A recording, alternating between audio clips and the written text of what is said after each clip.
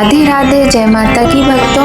आप सभी का स्वागत करती हूँ स्पिरिचुअल ज्ञान साधना में और आप सभी से अनुरोध करती हूँ कि स्पिरिचुअल ज्ञान साधना को सब्सक्राइब कर लीजिए और बेल आइकन को प्रेस कर दीजिए ताकि आपको नई नई प्रतिवर्ष कार्तिक मास में जो अंतिम दिन आते हैं शुक्ल पक्ष की देव उठनी एकादशी से लेकर पूर्णिमा की जो तिथि होती है, 5 दिनों के का जो ये समय होता है, इसे भीष्म पंचक के नाम से जाना जाता है।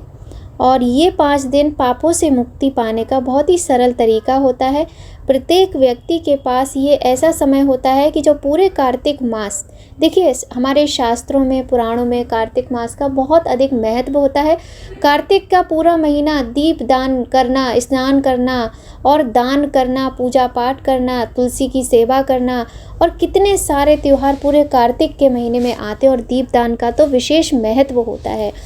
इसी महीने में जब हम प्रतिदिन नहीं कुछ कर पाते हैं तो हमें भगवान ने इतना सुंदर अवसर प्रदान किया है कि जो अंतिम 5 दिन होते हैं कार्तिक शुक्ल पक्ष की देव उठनी एकादशी से लेकर पूर्णिमा तक के, कार्तिक पूर्णिमा तक के 5 दिन, ये इतने सुंदर दिन होते हैं जो पूरे महीने कुछ ना कर पाए, इन 5 दिनों में नियम संयम के साथ दीप दान करे, स्नान करे, दान करे, तुलसी की सेवा करे, लड्डू गोपाल की सेवा करे, भगवान के नाम को जपे और भजे और दीप दान करे।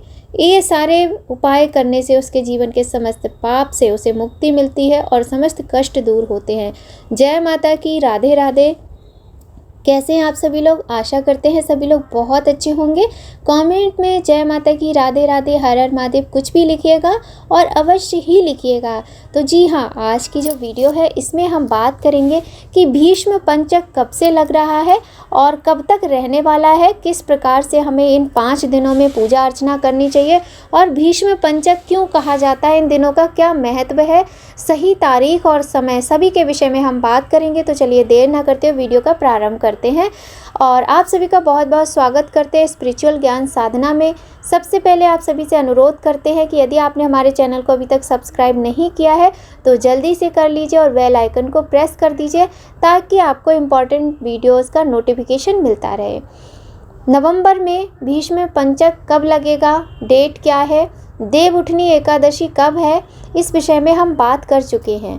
अब हम बात करेंगे भीष्म पंचक कब से कब तक रहने वाला है। भीष्म पंचक को पंचभीखु व्रत भी कहा जाता है।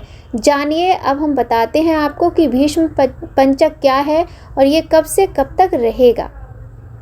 पंचांग के अनुसार इस वर्ष 2023 में भीष्म पंचक 23 नवंबर से 27 नवंबर 2023 तक रहेगा। भीष्म पंचक की इन 5 दिनों की अवधि में कई लोग व्रत भी रखते हैं। मान्यता है इस 5 दिवसीय व्रत को करने से व्यक्ति को अपने समस्त पापों से मुक्ति मिल जाती है, साथ ही जीवन के प्रत्येक क्षेत्र में सफलता मिलती है। कार्तिक महीने के अंतिम 5 दिनों में रखे जाने उपवास को पंचभीखु व्रत भी कहा जाता है। जानिए भीष्म पंचक का महत्व, क्या महत्व होता है। तो सबसे पहले तो हम बात करेंगे इसको भीष्म पंचक क्यों कहा जाता है। क्योंकि भीष्म पितामह ने धर्मराज युधिष्ठिर को इन 5 दिनों के महत्व के विषय में बताया था। इसी वजह से, इसी कारण से इसे भीष्म पंचक कहा जाता है। भीष्म पंचक 23 नवंबर से प्रारंभ हो जाएंगे और 27 नवंबर तक ये रहने वाले हैं। ये पंचक हर वर्ष देव उठनी एकादशी से लेकर कार्तिक पूर्णिमा तक रहते हैं। भीष्म पंचक व्रत के समय 4 द्वार वाला एक मंडप बनाया जाता है। मंडप को गाय के गोबर से लीपने के बाद बीच में एक वेदी बनाते हैं। वेदी पर तिल रखकर कलश स्थापित किया जाता है। तिल क्यों रखा जाता है? क्योंकि एकादशी के दिन चावल का प्रयोग निषेध माना जाता है। इसके बाद भगवान वासुदेव की पूजा की जाती है। इस व्रत में 5 दिन तक घी के दिए जलाए जाते हैं। आप चाहें तो अखंड ज्योत भी प्रज्वलित कर सकते हैं 5 दिनों के लिए।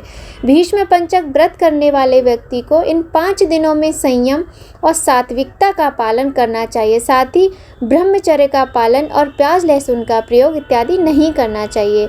घर के अंदर शराब, मदिरा आदि का सेवन भी नहीं करना चाहिए और ना ही लेकर आना चाहिए। इस दौरान भीष्म पितामह की तृप्ति के लिए श्राद्ध और तर्पण भी कहीं कहीं किया जाता है। भीष्म पंचक का संबंध भीष्म पितामह से है। महाभारत युद्ध की समाप्ति पर जब भीष्म पितामह सूर्य के उत्तरायण होने की प्रतीक्षा में बाण सैया पर लेटे थे, तब भगवान श्री कृष्ण पांडवों के साथ उनके पास गए और उन्होंने उनसे उपदेश देने का अनुग्रह किया था। उस समय पितामह ने 5 दिनों तक लगातार राज धर्म, वर्ण धर्म, मोक्ष धर्म आदि पर उपदेश दिया था। उनका ये उपदेश सुनकर श्री कृष्ण ने कहा कि हे पितामह, आपने कार्तिक शुक्ल एकादशी से पूर्णिमा तक जो धर्म में उपदेश दिया है उससे मैं बहुत प्रसन्न हूँ। मैं इस स्मृति में आपके नाम पर भीष्म पंचक व्रत स्थापित करता हूँ। जो लोग इस व्रत को करेंगे वे जीवन में सभी सुख भोग कर अंत में मोक्ष की प्राप्ति करेंगे। अब हम बात करते हैं कि आप किस प्रकार से भीष्म पंचक के दिनों में व्रत रख सकते हैं। तो आप चाहें तो फलाहार लेकर व्रत रख लीजिए, और वैसे तो इन 5 दिनों में अन्न का भी त्याग किया जाता है, भूमि पर शयन किया जाता है, ब्रह्मचर्य का पालन किया जाता है और पूर्ण विधि विधान से, पूर्ण श्रद्धा भाव से भगवान कृष्ण की, भगवान नारायण की, भीष्म पितामह की पूजा अर्चना की जाती है। तुलसी पूजा भी की जाती है। कार्तिक का पूरा महीना माँ तुलसी को समर्पित होता है। माँ तुलसी की अत्यधिक सेवा करने से अत्यधिक पुण्य फल की प्राप्ति होती है। तो जिस प्रकार से भी आपका स्वास्थ्य है, आप व्रत रख सकते हैं तो रखिए, अगर नहीं रख सकते तो कोई बात नहीं। आप जिस प्रकार से भी भगवान की पूजा अर्चना कर सकते, दान इत्यादि कर सकते हैं, वो कीजिए। पंचक के दिनों में, भीष्म पंचक के दिनों में कोई भी शुभ कार्य वैसे तो नहीं करना चाहिए, बस पूजा पाठ का ही विधान बताया गया है। तो आशा करते हैं आपको हमारी ये जानकारी अच्छी लगी हो तो लाइक कीजिएगा, थोड़ी भी आपके लिए हेल्पफुल हो तो लाइक कीजिएगा। आज की वीडियो का अब हम यहीं पर एंड करते हैं। मिलते हैं आपसे ऐसी ही नई जानकारी के साथ नई वीडियो में। जय माता की, राधे राधे।